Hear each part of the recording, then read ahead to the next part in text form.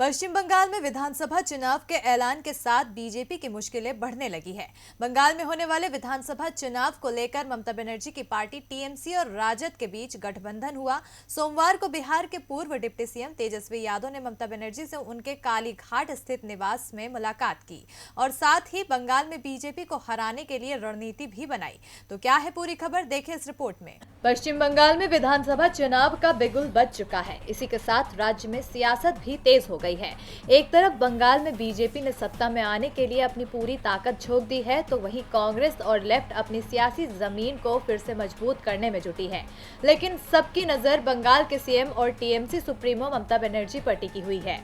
तेजस्वी यादव की अगुवाई में बिहार विधानसभा चुनाव में सबसे बेहतर प्रदर्शन करने वाली राजद ने बंगाल विधानसभा चुनाव में टीएमसी को समर्थन देने का खुला ऐलान कर दिया है। अब इसे लेकर बीजेपी की टेंशन बढ़ गई है।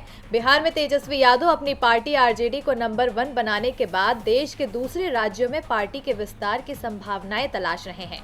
असम में बीजेपी के खिलाफ लड़ने के लिए तेजस्वी के सामने एक ही विकल्प था, जिसे लेकर तेजस्वी ने कांग्रेस की अगुवाई वाले महागठबंधन के साथ रहना बेहतर समझा।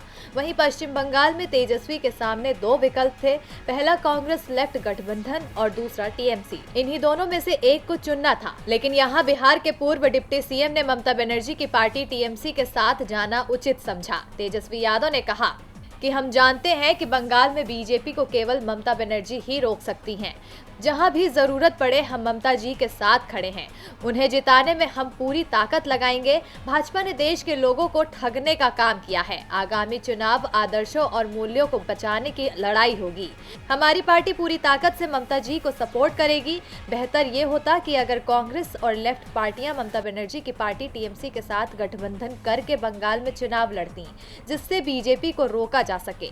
आपको बता दें कि सोमवार को तेजस्वी की ममता बनर्जी से मुलाकात हुई, लेकिन दोनों शीर्ष नेताओं में तालमेल या सीटों के लेन देन को लेकर कोई बात नहीं हुई है।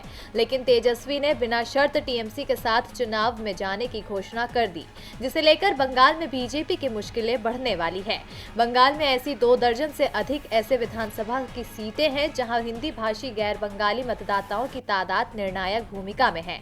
इस बार के विधानसभा चुनाव में बीजेपी के नेता ये मानकर चल रहे थे कि ये मतदाता बंगाल में बीजेपी के लिए वोट करेगा, लेकिन अब उनके अरमानों पर पानी फिरता दिख रहा है।